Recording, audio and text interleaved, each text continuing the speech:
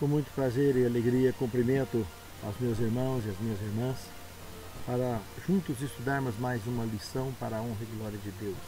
Hoje a lição de número 7, Jesus e os excluídos sociais. Oremos ao Senhor. Querido Senhor, estenda a tua mão sobre nós, nos inspire, nos ilumine, para compreendermos a tua palavra através da lição e que tenhamos condições de praticar e transmitir aos que nos cercam, para a tua honra, tua glória e teu louvor. Em nome de Jesus. Amém. O Evangelho de São João, capítulo 4, versos 28 e 29, consta um ícone muito interessante de um diálogo que Cristo teve com uma prostituta que de forma instantânea se tornou ex-prostituta numa simples conversa ao ter a certeza da presença do Cristo em sua vida pessoal. Quando a mulher deixou o seu cântaro e foi à cidade e disse àqueles homens: vinde comigo e vede um homem que disse tudo quanto eu tenho feito. Será esse o Cristo? Será esse o Cristo? E nós? Quantas cabeçadas vamos precisar tomar para ter a certeza que no simples conselho do assim diz o Senhor tem o suficiente para apresentar o Cristo vivo em nossa vida e não precisar apanhar tanto para aprender? A certeza da luz deve ser instantânea em nossas vidas, pelo simples ouvir da palavra, pelo simples assistir da vida, pelo simples mergulho nos braços do Senhor. Pessoas inferiores. Aqui na redação da lição aparece um termo, um trecho interessante. As sociedades do mundo, né? Estabelecem hierarquias. Pessoas ricas ou cultas costumam conseguir as mais altas posições. Pessoas comuns normalmente se ocupam com os degraus intermediários da escala social. Isso deixa de fora aqueles inferiores, sem tetos, ex-drogados, viciados em drogas, prostitutas e outros mais, classificados pela sociedade mundana. Ao lermos Mateus 21, 28 a 32, Lucas 15, de 1 a 10, é suficiente para nos lembrarmos da mensagem de Cristo à igreja de Laodiceia. Porque na sociedade celeste todos podem fazer parte da igreja de Laodiceia, sem exceção. Porque todos são ricos, porque receberam do Senhor ouro provado no fogo, fé viva. Todos são limpos, porque todos receberam as vestes brancas diretamente do Salvador, para cobrir a própria nudez, a própria vergonha, que qualquer um sem Cristo não é nada mais que isso diante de qualquer pessoa. É como se estivesse nu, maltrapilho e exposto ao pecado. Mas todos são limpos, considerados limpos, igualmente, porque receberam de Cristo, o nosso Salvador, as vestes brancas, representando a justiça de Cristo. E todos são espertos o suficiente pelo simples colírio que eles receberam do Salvador. E têm o discernimento suficiente, juízo suficiente, para não querer ser mais do que ninguém. Ser apenas aquilo que o Senhor pediu para que fôssemos: luz no mundo e sal na terra.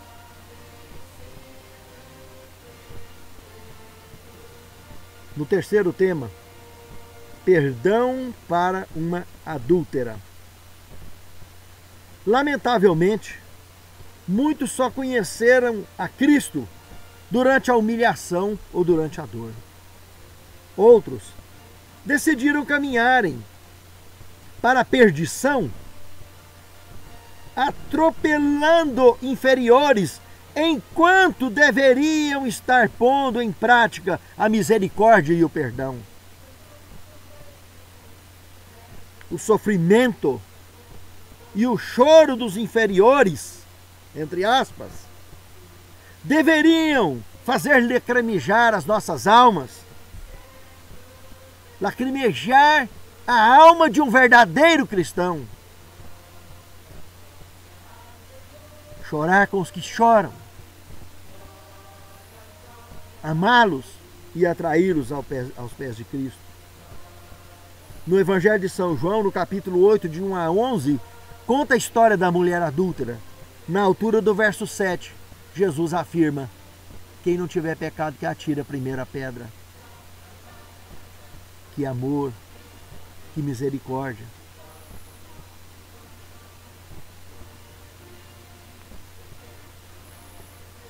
Não seria essa a principal lição? Porque os justiceiros, os fariseus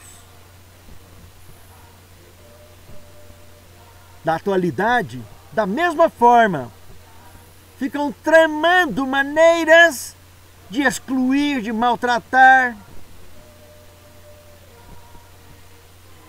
e evitando maneiras de perdoar e de amar. E não esqueça que a palavra de Deus é bem clara, que a igreja que não aprende a perdoar, o diabo nela irá triunfar. O perdão é a tônica da salvação. Não se esqueça disso, meus amados irmãos.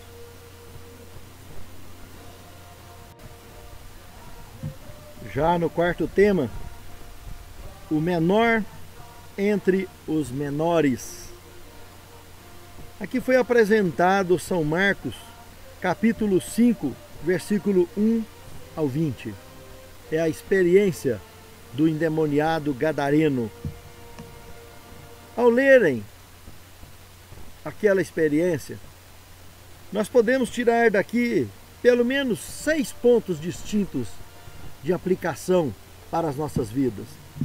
O primeiro deles, o susto e o constrangimento dos discípulos ao se depararem com aquela criatura arrastando corrente, que vivia se ferindo com pedra, morando nos sepulcros, que a sociedade não queria, que a família não queria, que ninguém queria por perto. Era o terror vivo ambulante.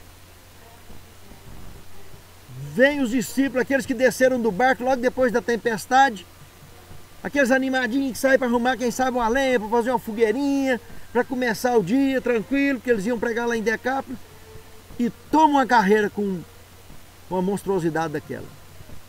Agora, aquela saia justa. Como sair dessa situação?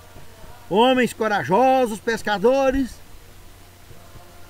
naquele medo exposto, naquele pavor, vieram para perto de Jesus. Uma segunda lição, um segundo ponto, que até os demônios reconheceram a Cristo. Os discípulos passaram correndo e ficou para trás de Jesus. E os demônios que estavam dentro daquele homem, fez aquele homem ajoelhar e clamar: o que temos nós contigo, ó filho, Jesus, ó Cristo, Filho do Altíssimo? Até os demônios reconhecem a presença de Cristo. Por que muita gente tem que tomar cabeçada para conhecer? Um terceiro ponto, nós percebemos ali que aqueles demônios eram uma legião territorialista. E quando fala em legião, o original aqui no grego nos remonta à ideia da legião de soldados romanos, que era constituída de aproximadamente 12 mil soldados. E se 12 mil demônios, vírus demoníacos, estavam na CPU da mente daquele coitado, porque aquele coitado não usou o capacete da salvação, da palavra de Deus, a espada do Espírito. E aqueles demônios estavam tomando conta da vida dele. E fazendo verdadeira desgraça com a vida dele. Que ele já estava por fim morando nos sepulcros. Demônios territorialistas. Presta atenção nisso aí. Porque mais uma lição vamos tirar disso aí daqui mais um pouco. Um quarto ponto. Um ex-doente, livre e pronto para o céu. Cortaram o cabelo dele, a unha, deram banho, aprontaram. Ele entrou no barquinho, sentou e estava lá ouvindo a pregação de Jesus, a pregação do Mestre. Ele já estava prontinho para o céu. Ele ficou tão encantado que ele não queria mais nada a não ser: vamos embora logo para o céu. Desse mundo aqui, a imagem que eu tenho e as lembranças, nada mais me atrai. Eu quero ir para o céu. Mas a nossa escolha e a nossa vontade nem sempre é a escolha e a vontade de Deus. Deus tem propósitos muito mais nobres do que os que nós imaginamos ter. Um quinto ponto. Os demônios sobreviventes da porcada que pulou no mar, foi lá na cidade, catou mais alguns freguês e trouxe uma turma, líderes da alta sociedade, da elite. E eles vieram, junto com o dono da porcaiada, que desceu morro abaixo dentro d'água. E agora, os demônios, usando mais gente, em vez de um só, conseguiram distribuir uma ordem estratégica. Senhor, nós não queremos o Senhor por aqui. O Senhor já chegou dando prejuízo, matando a porcaiada do povo. O Senhor vai embora daqui. Nós não queremos o Senhor aqui. As pessoas preferiram os porcos e as porcarias da vida. Um sexto ponto, o último, o recém-converso, o ex-terror, o ex-qualquer coisa, de volta ao lar, com prioridade máxima de, com sua família, testemunhar, pregar, preparando novos conversos para o reino de Deus. No meio dos donos da chaquiara, no meio dos donos da cidade inteira, representada por seus líderes que não queriam Jesus. E numa das multiplicações dos pães, está lá uma quantidade, milhares de pessoas, que esse, ex qualquer coisa, ex endemoniado, ele e seu lar, testemunharam e levaram milhares de almas aos pés de Cristo para comer na multiplicação dos pães. E para ouvir Jesus especialmente. E conhecerem os mistérios e a salvação do reino de Deus. Para mim e para você, para todos nós.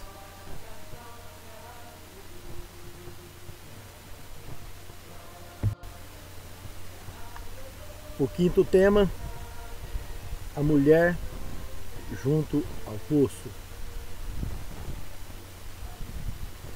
As palavras do instrumento vivo nas mãos do Senhor são tão poderosas, parece um imã gigante, atraindo ínfimas limárias esparramadas pelo mundo afora. Basta alguém ouvir, segue-me, e o acompanhar. Outros, só de tocar na veste, já estava pronto para o céu. Outros, bastava olhar. Às vezes pediam uma só palavra. E tinham uma determinação, uma convicção suficiente para expor uma fé genuína de forma exemplar. aquela mulher ao poço de Jacó. No verso 23 do capítulo 4 de São João, considero esse verso uma das maiores revelações das Escrituras Sagradas. Porque o Filho de Deus confessa de forma pública e inequívoca que a hora vem e agora é em que os verdadeiros adoradores adorarão o Pai em espírito e em verdade, porque o Pai procura tais que assim o adorem. Veja bem que Cristo revela uma das missões paternas prioritárias para o enriquecimento das gemas do tesouro celeste, do tesouro pessoal do grande Deus. E aquela mulher foi uma escolhida. Aquela que se tornou ex-prostituta de forma instantânea. Jesus não entra na lama para tirar ninguém. Não entra no chiqueiro para tirar ninguém. Mas diz, vinde a mim. Quem está apostatado, vem, volta para casa que o Pai está de braços abertos. Quem está lá no mundo, ele disse, segue-me. E terás um tesouro no céu. A mulher junto ao poço também se tornou uma ex-prostituta de forma instantânea. E nós o que estamos esperando? E você o que está esperando? Para sermos instrumentos vivos na mão de Deus. Para concluirmos com essa obra que Ele tem nos confiado há anos. Sexto tema, publicanos e pecadores.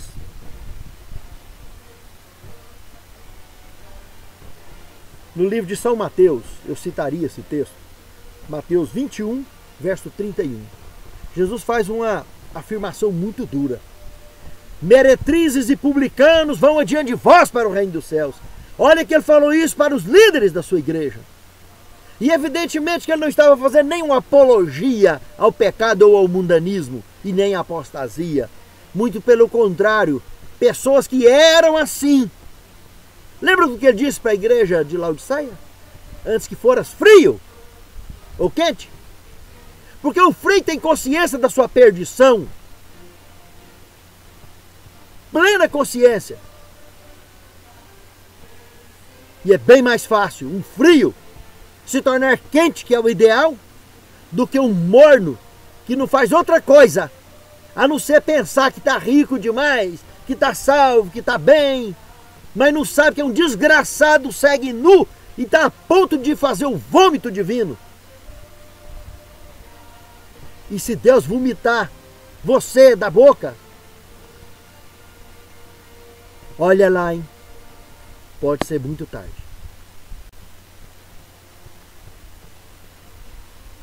Mateus, capítulo 9, verso 9 a 13, a experiência da conversão de Mateus, e dentre muitos outros, foi um exemplo vivo disso.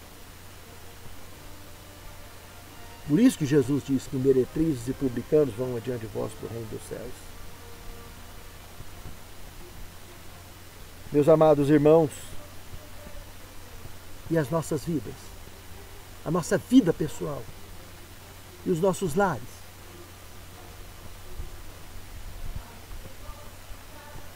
Como fica diante desta lição? Para finalizarmos,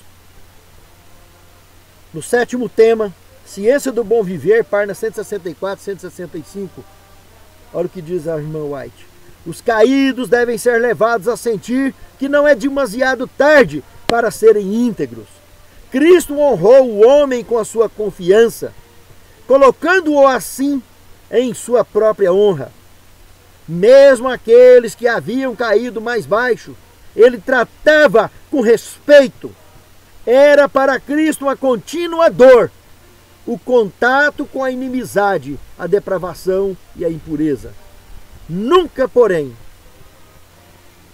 proferiu ele uma expressão que mostrasse estarem as suas sensibilidades chocadas ou ofendidos com os apurados gostos desse mundo afora. Que o exemplo de Cristo seja o nosso exemplo.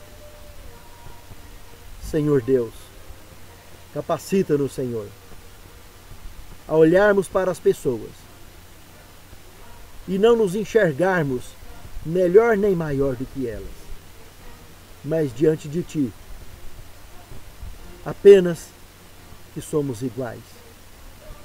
Somos mortais, somos pecadores, e por isso Te suplicamos que verdadeiramente nos revista com as vestes brancas, que nos unjas os nossos olhos com Teu colírio, e nos dê do Teu ouro para termos uma fé provada no fogo. Santifica-nos em Tua palavra e faça-nos uma Bíblia lida e relida pelo mundo ao nosso redor. E que naquele grande dia, todos e os que aqui conosco se encontram ao nosso redor, possam todos, juntamente com os nossos lares, marcharem para dentro dos portais da Cidade Santa. É o que te suplicamos e te agradecemos em nome de Jesus. Amém.